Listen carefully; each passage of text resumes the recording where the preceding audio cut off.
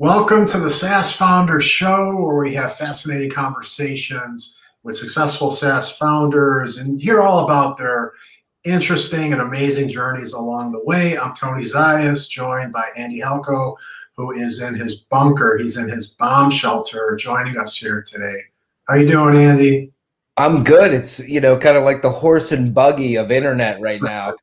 My power's out and connected to my phone through Wi-Fi. So I feel like just trying to, chisel messages into stone and send them through the internet to you. So Well, if you weren't able to jump on, I was going to tell people you're on the second week of your vacation because last week we had an outage as well. So I keep coming up with excuses to not be on. Yeah.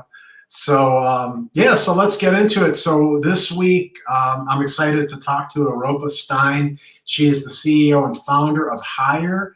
And I want to just really talk about what she's doing, but essentially she's created a digital platform. It's tackling the outdated HR space, and it's really moving the industry into the 21st century. It sounds really exciting, and let's jump right in. So let me bring her on. Hi. Hey, Eropa, how are you doing? I'm good. How are you?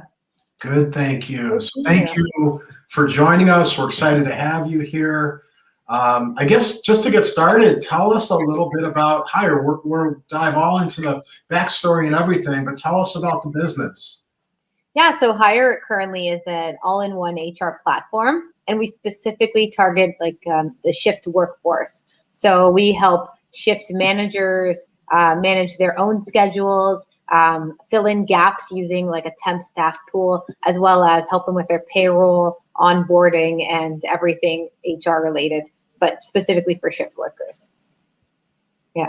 Very cool. Yeah, that's fantastic. So we always like to start with kind of the backstory, the origin story. How'd you get into this business?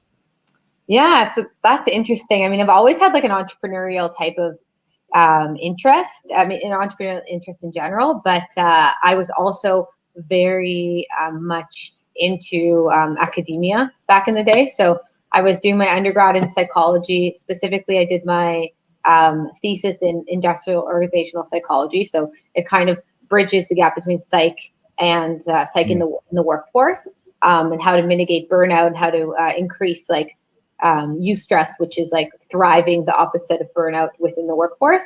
And then I always knew I wanted to do my master's and at that time my PhD because I wanted to be a psychologist, but I also wanted some real life experience. So I went into the workforce and I started consulting for quite a few different industries. And one company I was consulting for was an event staffing firm. And I was there helping them with their processes in HR, in overall like business strategy, finance, and everything. And it was there that I saw the problem firsthand when it came to staffing and HR. And it was just extremely outdated. All they used at best was Excel. They had thousands of paper resumes that they were using for the candidates, and their whole process, there was such a leaky funnel that it was extremely expensive to operate this manual machine, and it just didn't seem like a very good way to proceed, especially with like tech emerging as being the powerhouse for this type of kind of workflow. And on top of that, the experience at the time we were working with hotels and venues, and the experience for those clients when they were providing them with temp staff was all negative. Like they were getting pretty frustrated by getting the same people sent back, even though these event organizers told the agency many, many times not to send that person back. And the staff were also upset. They were getting paid minimum wage. They never got to select the shifts they wanted to work and so on.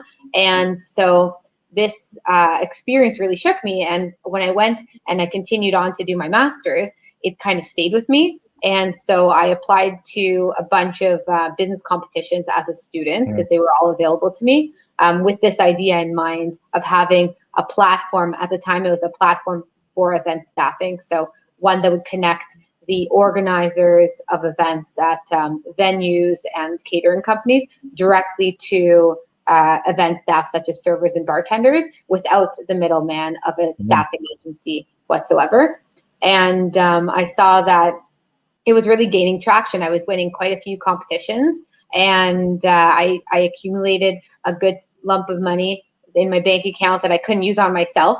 So it just kind of happened that after I graduated, I decided to dive in and applied to Techstars, got in, and started developing the platform, and launched in mid 2017. So that's kind of how Hyre started. So from a problem, for sure. Yeah. Yeah, that is a fantastic story. And I love the problem solution and, just going for it and going into those pitch competitions and raising money. I'm always curious about those, like how challenging were the pitch contests? What kind of things did you do that really helped you stand out to do well through those? So some were more challenging than others. There were some that were very strict in terms of the methodology they wanted you to present. I remember one, like the lean startup method. At the time, I wasn't very familiar with it, so I completely botched that one. But overall, like the second time around when I did the lean startup method type of pitch, I won that one. So it was helpful as well. And what helped me stand out was that I actually experienced the problem. And so there was a lot of passion when I was talking about it compared to a lot of my counterparts.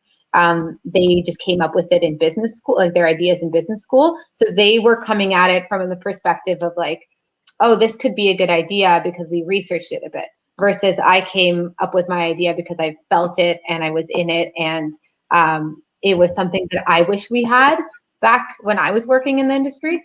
And so I think that was the biggest difference, because I remember even my first ever pitch, my first ever business competition was I flew to Fredericton, and it was a really bad pitch, but I remember I won it because at like question and answer period, where it's like completely off script, and I just kind of talked about my problem. I completely blew that out of the water. That's what the judges said, and so. I think that was the biggest differentiator between myself and like others pitching. That's awesome.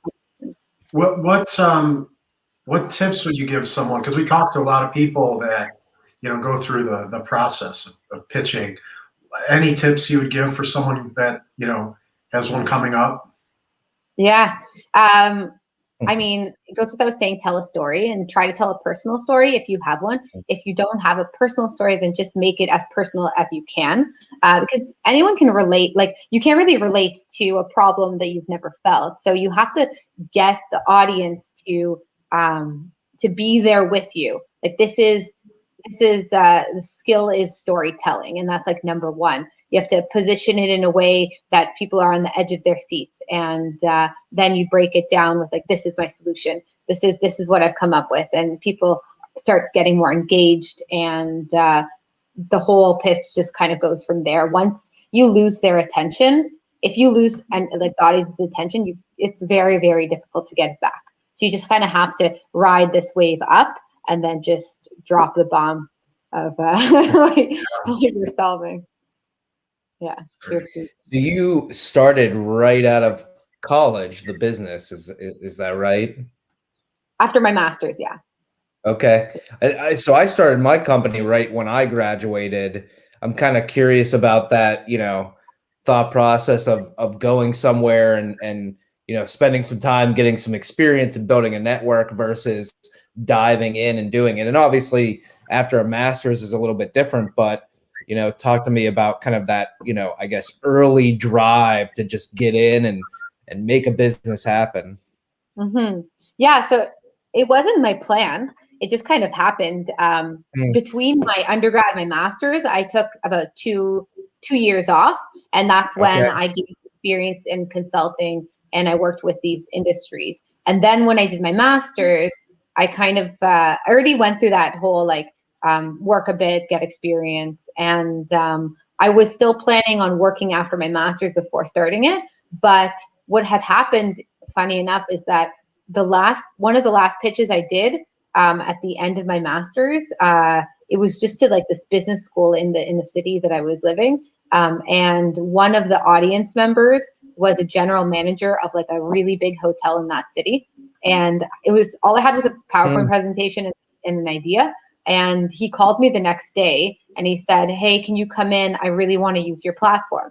And I said, I don't have a platform. This was just a presentation. And he said, well, come in anyway. I want to talk to you. So I went in the next week, not knowing what to expect.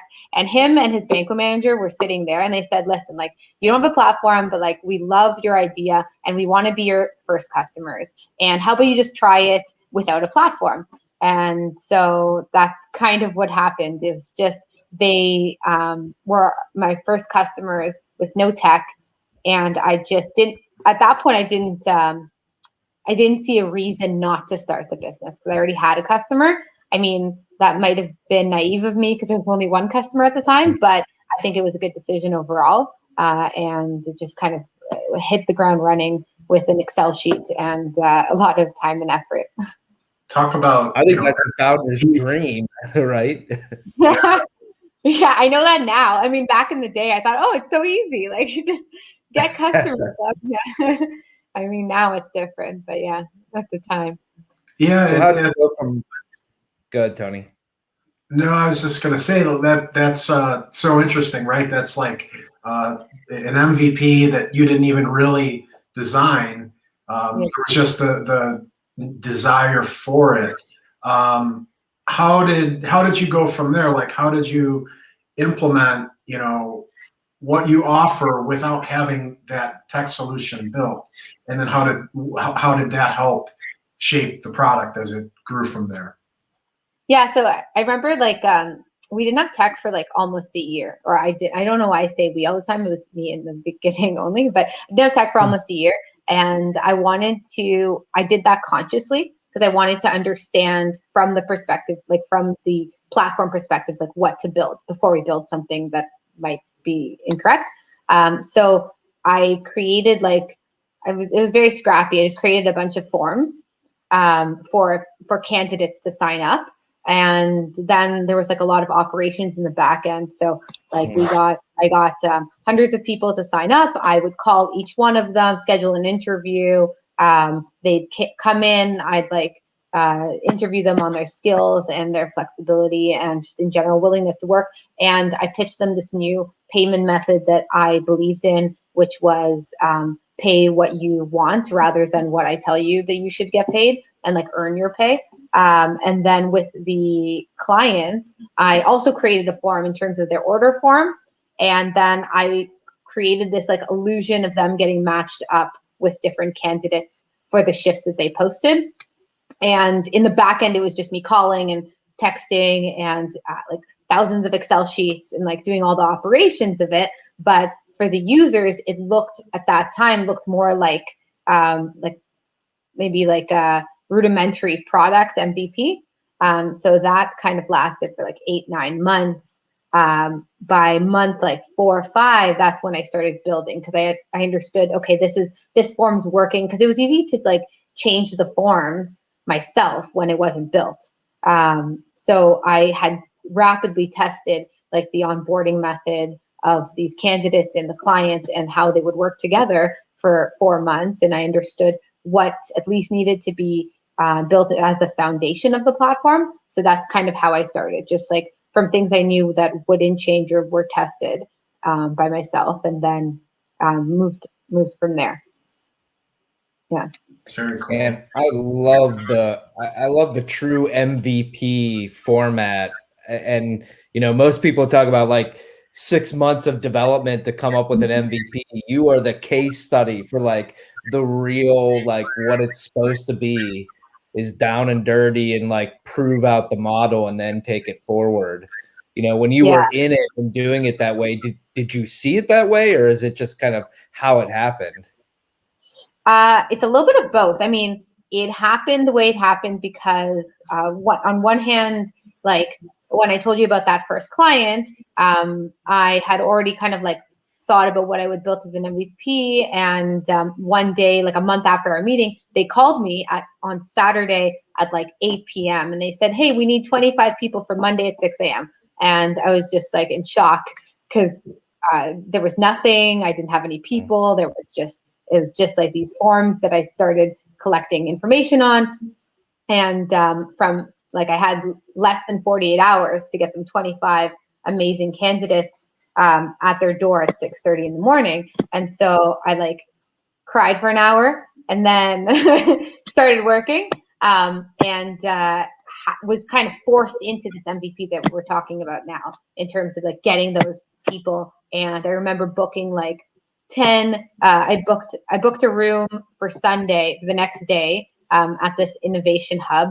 And I booked like hundreds of people somehow. I don't know, at the time I was able to get hundreds of people in there and interview them and get like at least 25 people for 6 a.m., 6:30 in the morning. I even interviewed people at 5 a.m. on Monday just in case. So that was like the beginning of the the scrappy kind of like no MVP type of type of operation. But so that I was forced into that. And then on the other hand, when that actually happened, it was like an awakening moment for me that I said, okay, well, I'm learning so much right now. I realized that like everything I thought I would build, like most of it was wrong based on this experience, this like 48 hours. So I then consciously made the decision not to proceed, because at the time I was interviewing like dev firms and things like that. I made the conscious decision not to proceed with them and just continue the operations like manually for the next few months, even though I had the money in the bank to develop it. So it was a little bit of both. Like it happened because of something, but then I made the conscious decision to continue. Yeah.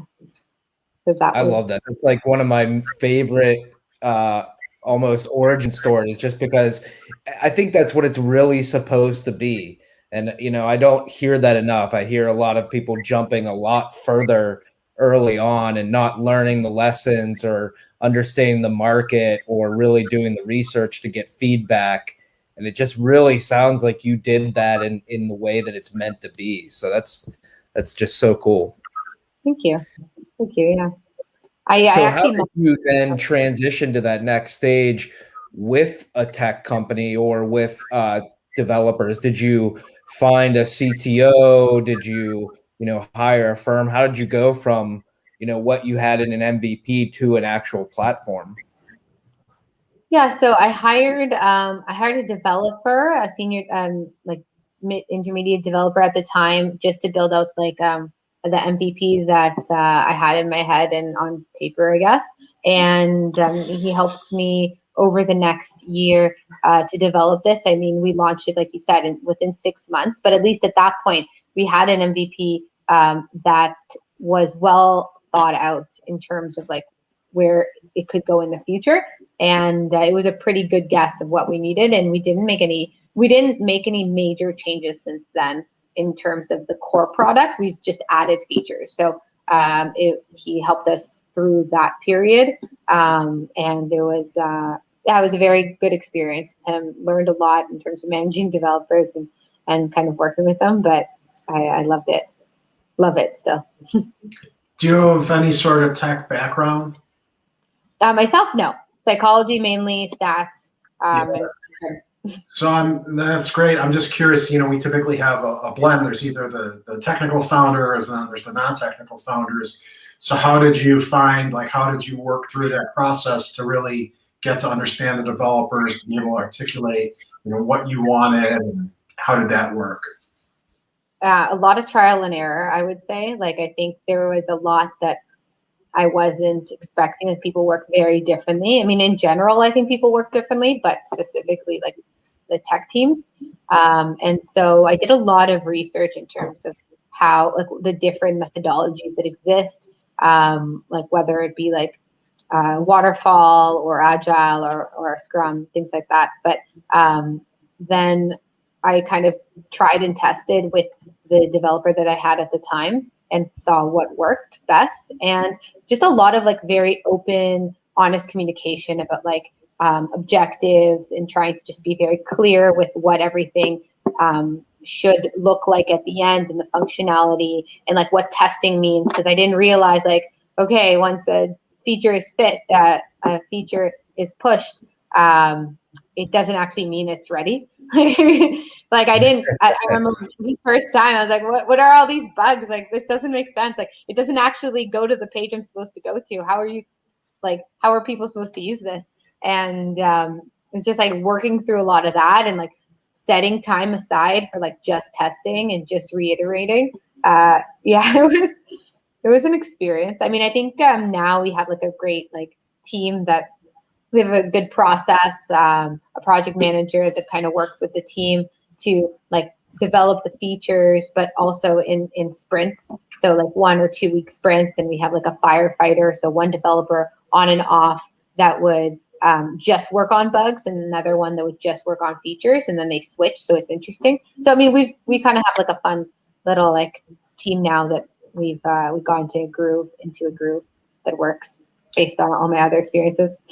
That's a nice transition. We typically like to hear about teams. So what does the team look like, and how do you guys communicate? Yeah, I mean, so right now, in terms of it, like culturally, we're very diverse. Background-wise, we're like in terms of academic background, we're also extremely diverse.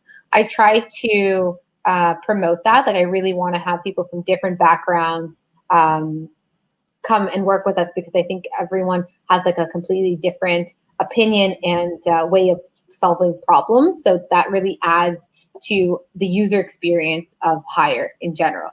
And everyone reflects like our values, which is like open, honest communication, and just make sure to like make sure to bring things up. Like, if you believe that we're building something that shouldn't be built, like let us know, no matter where you are in the company. If you're an intern or like a senior manager, like you need to come bring this up, because we all benefit from these types of conversations.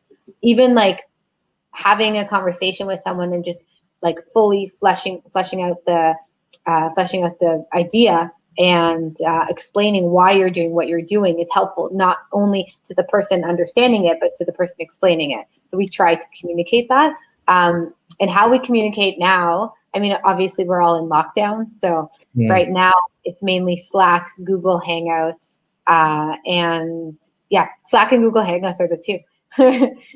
But we get on a lot of like Hangout meetings. So we try not to have discussions via Slack so much, like unless it's just a little note here and there, like, hey, can you pass me this document or whatever. But I think we often try to default to Google Hangouts, because the face-to-face conversation, there's just something that you miss out on it if you don't have it, like if it's not in front of you, you're not talking to a person face-to-face, and a lot can get lost in translation with Slack or just with text. Like, you don't get the tone. It takes so much longer to explain. You're waiting on an answer. I truly believe in like video communication. Yeah. Are there any philosophies, methodologies, or systems that you use either for development process or running the business? Yeah. So I think like we try to do like the sprint type of like sprint type of methodology, like weekly sprints or biweekly sprints, depending on the team and what our objectives are.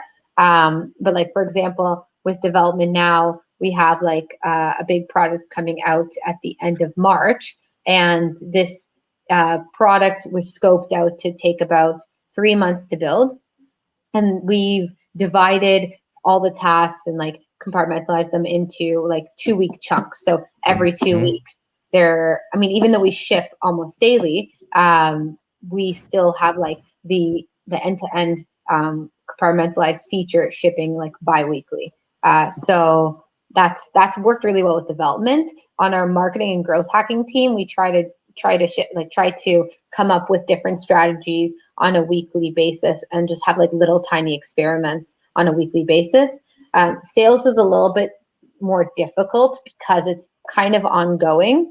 So we have like these ongoing tasks, and then we have like experimental tasks that we also try to implement like sprint methodology. So that's how has your role personally evolved from, when you started doing the MVP and you were kind of everything to now where the business is? So for you personally, how has your role evolved? Yeah. So, I mean, obviously, when you start a business and you're the only person in it, you're doing everything. Like you mentioned, I was CEO, CTO, COO, CMO, everything. And that was the case for a long time. Even when I did have a lot of like a lot more people helping us, like in year 1 and 2, it was still the majority. Like everything was on my shoulders, and I was doing a lot of the operations, and it took a lot of time, a lot of effort for me to let go of a lot of tasks and delegate. But over the past year, I've really tried. Like that's been something that I've worked on myself over the last 2 years, to just delegate and like trust teams to just do it on their own, however they want to do it, as long as it gets done. And it just giving people more ownership and autonomy to do it the way they want. And so because I've implemented that over the last 2 years, my role has shifted, and I've become much more like strategy, and I'll have like team meetings, but I won't really have as many like one-on-one objective meetings, like setting objectives for one specific person. It'll just be more like a team and like a quarterly objectives, and then they kind of run with it, and I'll kind of more work on like higher level partnerships and strategy and investments and things like that, like finance. So that's my role now. Next phase, obviously, I'm thinking like I would love to be more involved in terms of like just strategy. And then in terms of the day-to-day finances, hopefully get a CFO on board in the next year or 2. Just to go back to team a little bit, how do you implement culture? Because you said that it's that's something that's important to you, to have diversity and different perspectives and all that. And your solution is a hiring solution, right? So how do you find those people? Like, how do you find the right people that match what you guys are focused on building from a culture perspective? Yeah, that's really tough. I mean, we try our best, and what we do, I mean, it takes us probably longer to hire someone. Like we'll go through many more interviews. We'll be very diverse in where we post our ads, and like reach out to as many people as possible. The upfront time is quite extensive in terms of finding that person, but we really don't want to settle. So like, we don't want to just hire someone because we need a role filled. Like I'd rather like be a little stressed in terms of the workload than like offload that to someone that's not a cultural fit.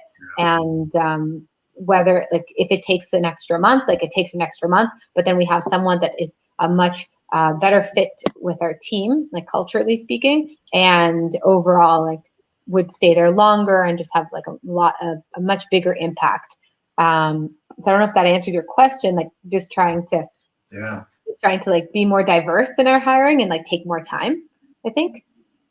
Yeah, that makes a lot of sense. I mean, that's hard for everybody. Hiring is a tough thing, and just that's a good perspective. But I think we go by that mentality of hire slowly, fire fast. When there's not a good fit, you gotta it's too important to the business to sacrifice. So exactly. I mean, the costs of a bad hire are quite extensive, and if you keep them on, it just drains the team. You see it, like the toxicity seep in. It's not worth it. It's hard to fire. Like it's very difficult. I mean, probably emotionally, if it's not, then I don't know. But you just need to do it. It's like ripping a Band-Aid. It's best for everyone. Usually other people are thinking, why is this person still here? And that's like not a good thing for your team. So it's funny how that usually comes out. Especially when you're like thinking, oh, should we do this? And and then everybody's like, oh, thank goodness. That's exactly. The case. So it's interesting. Yeah, exactly. I'm curious about any mentors or people that you lean on, as you go about this journey as a founder. You're the captain of the ship. So who do you have mentors? Who do you lean on, bounce ideas?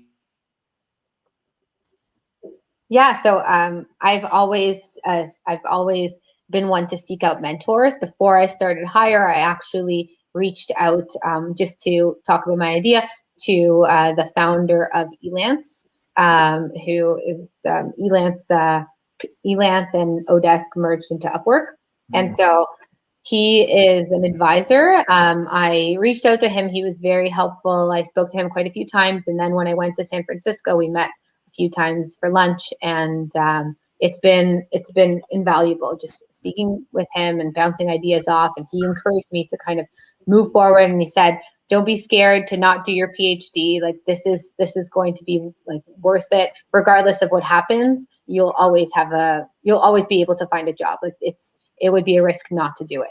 And so in that sense, like starting up, that was one of my main mentors. And then I try to find and lean on mentors specific to the problem that I'm having. So I have like many mentors. I don't talk to them, like I don't talk to every single person that often, but I always know that I have them in my corner if I have a problem that I want to just kind of talk about, whether it be like team or whether it be like sales or how to get customers or product. Like I try to just meet people, network, and like bring them into this like network that I have of mentors.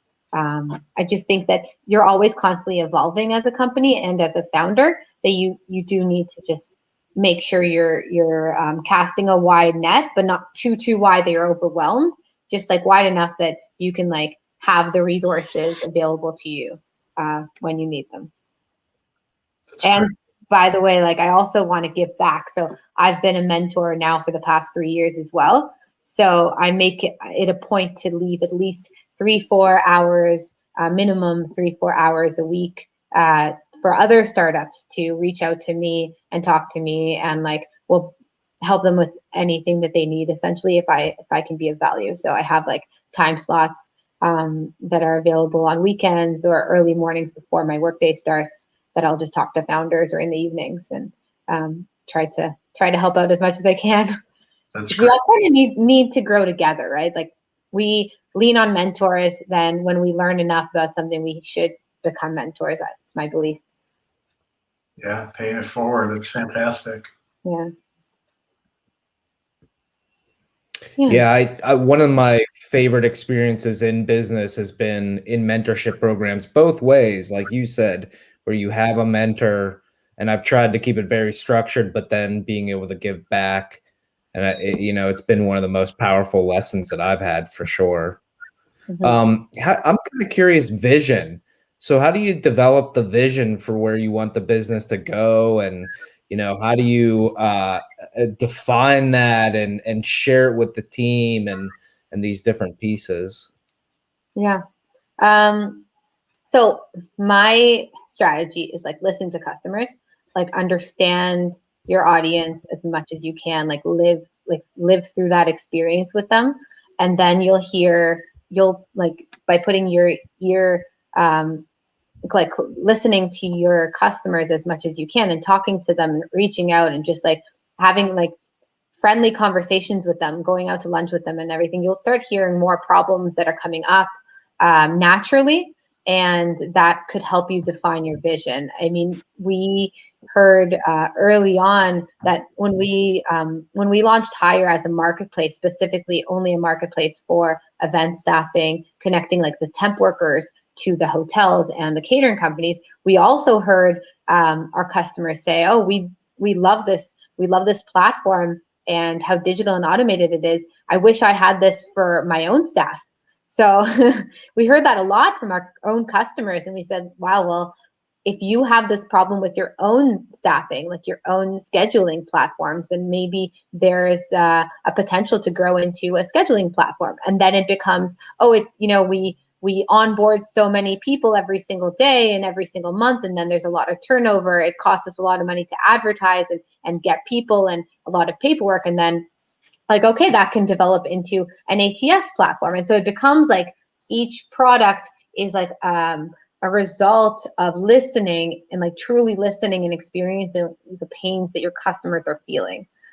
So, I mean, simply it's just getting to know them better and just making sure you're always there, keeping in contact, and like not being annoying, not like calling them all the time just to hear problems and talk to them, but just like truly genuinely trying to help them. Like, I think if you really want to help your customers, you will be able to help your customers. You just need to listen and synthesize information.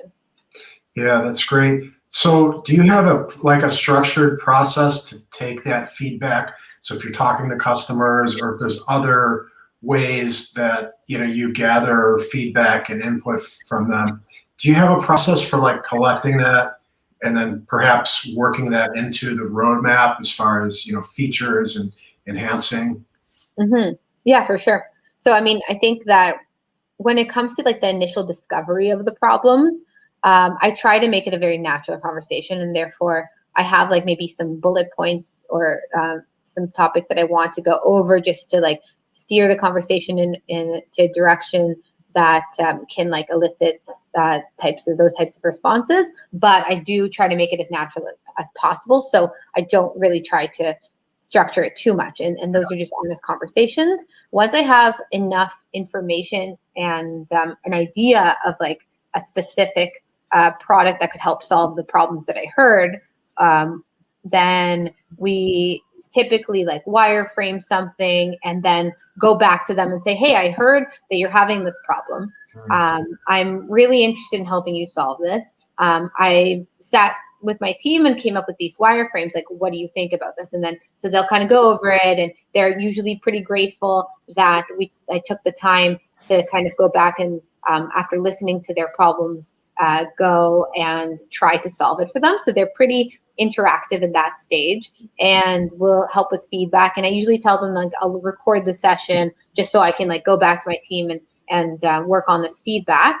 And then after that, usually there's like a second or third iteration based on like multiple people's feedbacks, and I'll go back, obviously asking for feedback again. And then as the process continues, eventually it kind of leads to like building an MVP for this. And then once we have the MVP, they're usually the first people they are the first people we go to use the product, but they usually do become the first customers because it is a product that directly solves their pain points. So that's usually how we kind of structure it. But as I said, the first questions and the first conversations, I try to make it as like open-ended as possible and like just natural. Oh, that's great. How do you ever have multiple challenges or ideas to improve the product or offer, a new element that you have to figure out, like, how do I prioritize, what we're going to work on? How do you guys deal with that?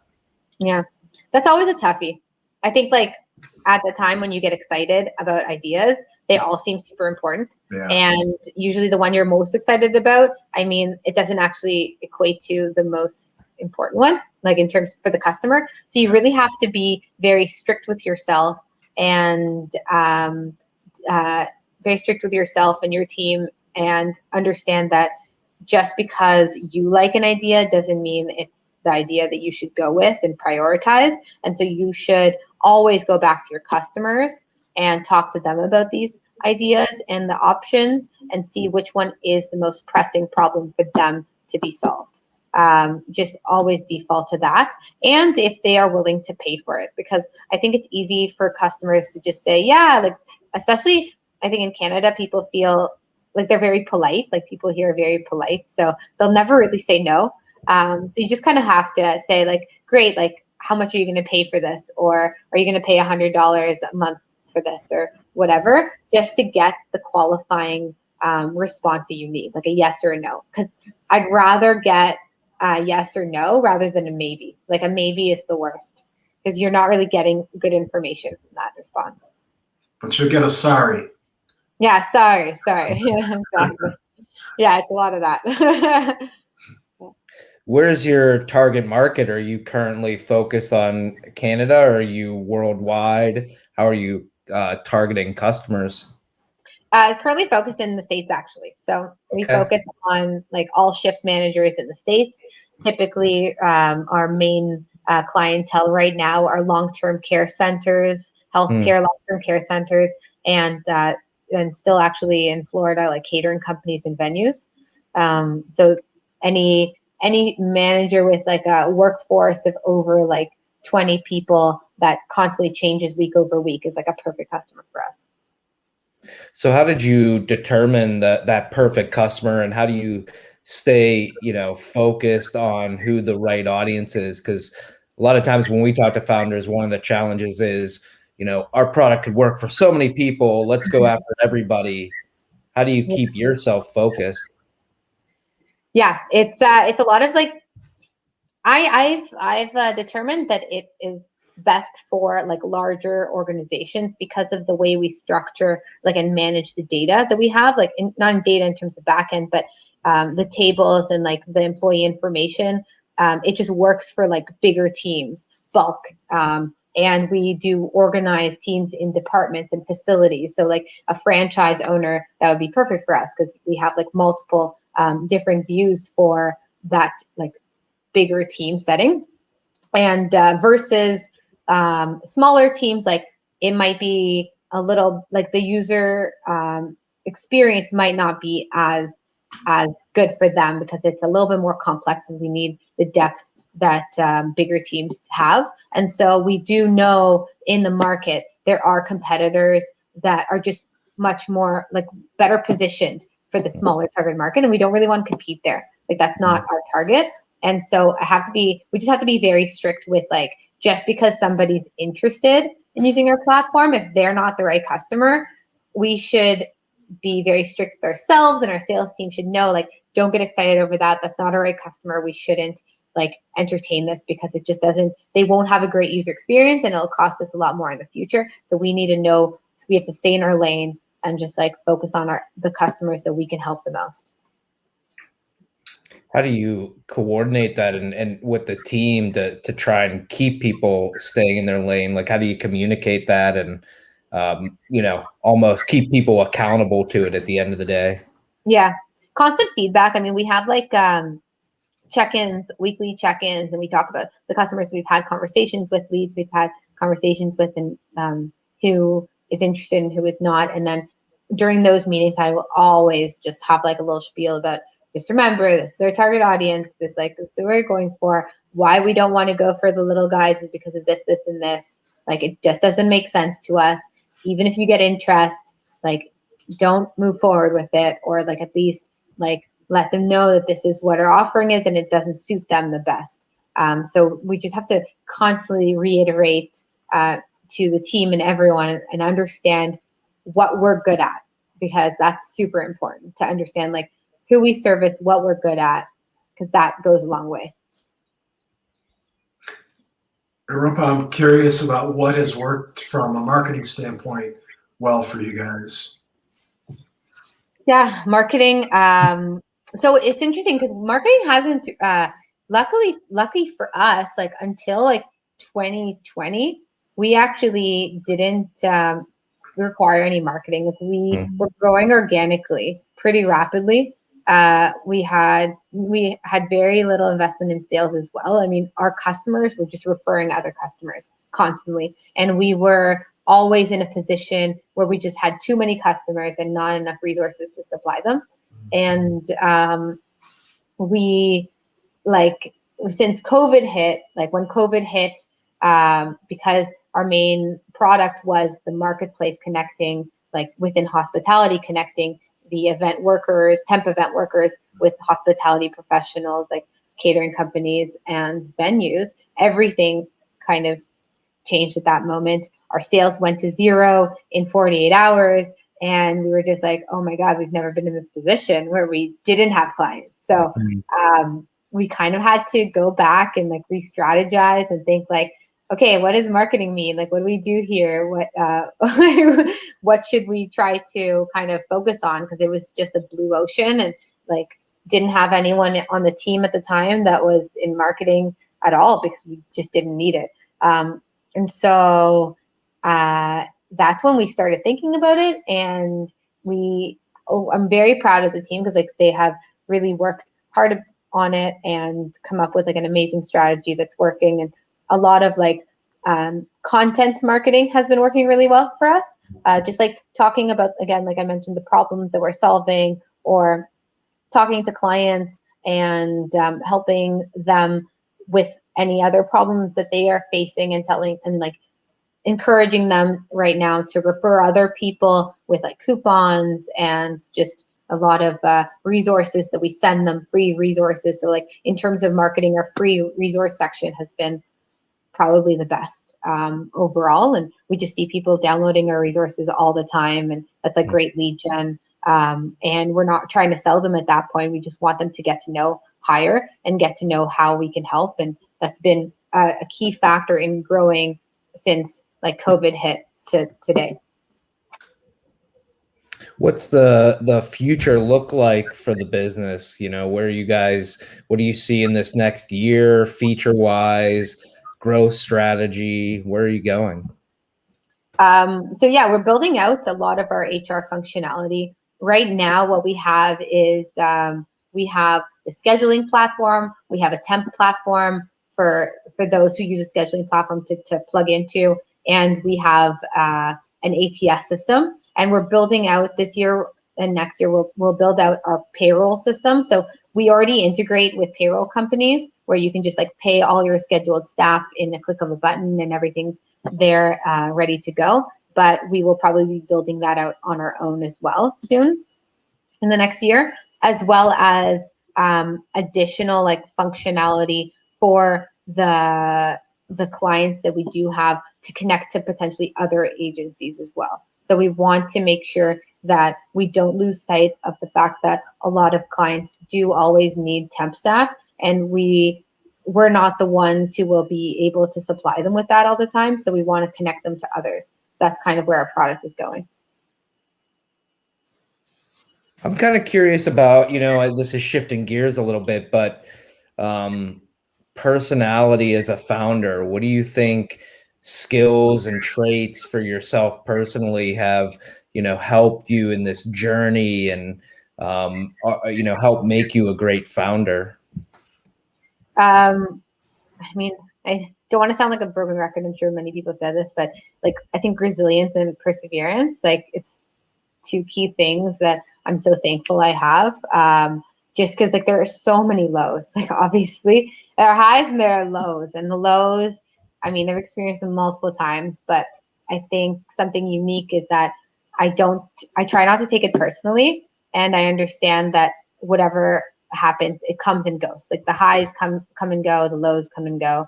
And you just kind of have to get through it, put your head down, keep working, like stress management, work on yourself, and just persevere.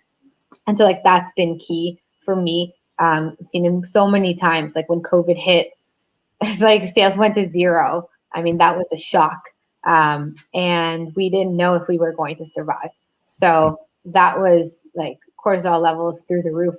But really trying to like really sit back and say, okay, it is what it is. Everyone's going through something right now. And I'm not going to take it personally. It's not our company, it's everything. And like, how do we mold ourselves to the norm right now? And how to just like really think about like staying relevant, and as a founder being resilient to these changes that are happening all around me, and just dedicating my time like day in, day out to solving this problem. How do you balance and I think a past founder mentioned it as, work-life harmony, work-life balance. How do you, I know that a lot of founders can get obsessed with their business and their vision and growth. How do you balance your personal life and, all of that with being a founder? I mean, I don't know if I'm the best example of this, but I sleep less. I've naturally only slept like 5-6 hours a night. So I think that that's helped me a little bit, because more hours in a day to do other things. But I tend to like wake up really early, work out in the summer, go for a jog like 5-6 a.m. And at that time, I'll listen to like a podcast, or if anybody's awake, like a social conversation, maybe call my mom or my friend, and just kind of I always try to kill two birds with one stone. So whatever I'm doing, I'm multitasking. And I've gotten kind of good at that. So it's just kind of allows me to do more during the day. But also because I start my day earlier, I'm able to get a lot done by like 7 o'clock. And then that leaves me some time to like, I love cooking. So I try to cook a meal every evening, and like that takes about half an hour, but I'll do that while I'm on the phone with a friend. So I've caught up with my friend, or maybe invite somebody over to help to cook. And that could be like a social thing. And then we'll work together. So it's just like, just doubling up on things. I don't know if that's a great answer, like in terms of you should probably just set aside time to just do like certain things instead of double up, but it works for me. No, that's great. I just read an article where it said like 1 to 2% of the population has a gene that, you know, means they don't need as much sleep as others. So maybe you got that lucky one that you just don't have to sleep. Yeah, I hope so. Yeah, without an alarm clock, I usually wake up at the 5.5 hour mark, regardless of the time it is. Yeah. But yeah, I hope so. I did do my DNA test, and I don't think I saw, like, I think I looked for that gene and I didn't find it. But there are apparently, like, I remember reading about it last year, and there's like a combination of other genes as well. So that's like, they're like a bunch of genes that kind of work together and like determine how long your body needs to sleep every night. Yeah. So, you know, another just interesting question off that. Do you think founding and running a business is nature or nurture? Is it something that's in somebody or something that they can, you know, learn to do? I'm more on the nature side of things.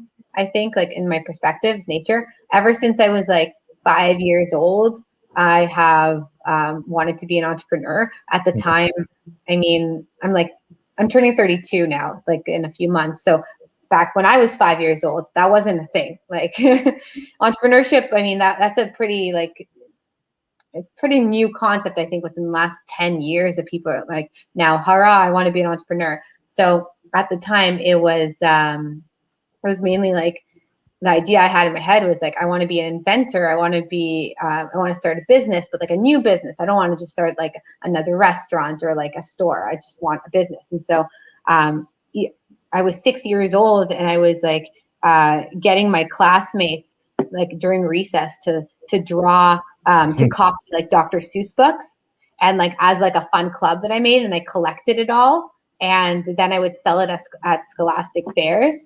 And then pay them like a little fee for like the work. So that was me at 5 and 6. And my parents definitely did not teach me that. Like, I wasn't taught entrepreneurship. And I had many of these types of things throughout high school and in university. I tried a few startups as well. And so I really think it was always in me. I don't know where I could have learned that. So I'm more on the nature side. But what's your opinion? You know, I think it's a little bit of both. You know, for me, I think there are definitely things in nature that you're just naturally have certain personality, but I do think there's something to, you know, being able to, the growth mindset. You know, you're not a fixed person. You can evolve, you can change. But definitely there's an advantage for some of those inherent personality traits for sure. So, yeah. My last question that I've asked almost every founder this year, if you were able to go back in time before you started the business and sit down and have coffee with yourself, what advice would you give to yourself just starting out? I think that if I would go back, I would probably tell myself to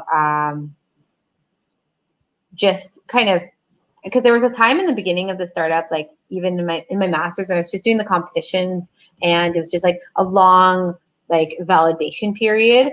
I think I would just tell myself to just kind of go for it quicker, like just dive into it, do that manual test a year earlier, and like just go right into it, and then really capitalize on the market at the time, because like at the time, like there were absolutely no solutions for this anywhere. And so I think by starting it a little bit earlier and just like not being scared. And I would also tell myself to move to San Francisco and just like be around people that like everyone likes, like the hype of like the startup bubble, and just like be around like-minded people all the time and find that right talent and just like do this like much faster. So that's what I would tell myself, my old self back in the day. But we'd probably be drinking tea because I don't drink coffee. But that. Me neither. We're the same. Nice. Very cool. Well, Eropa, where can viewers find out more information about you, about Hyre? Yeah, so we have a few channels. I mean, our website, hyrestaff.com, it's with a Y, so HYRESTAFF.com. And then on Instagram, it's at hyrestaff.com, spelled at hyrestaff, spelled the same way. Twitter, it's at hyrestaff, spelled the same way. We have a LinkedIn company profile, again, hyrestaff, spelled the same way. Essentially, it's always Hyre Staff spelled that way because we couldn't get Hyre. Like, we couldn't get the Hyre.com. It's owned by, I have no idea. I've reached out many times. But yeah, so that's how we can find us. And then if you want to talk to me about startups personally, it's just my name, Eropa, at hyrestaff.com. And if you want to talk about your startup or like just bounce ideas off one another, I'd also be happy to chat. That's awesome. Well, thank you so much for joining us here today. This has been fantastic. We really appreciate the time that you spent with us, and hope everybody enjoyed it as much as we did. Thank you. We'll be back again next week for another episode, but thanks, and everybody take care. Take care. It was a pleasure speaking to you both and meeting you. Likewise. Thanks. Bye. Bye.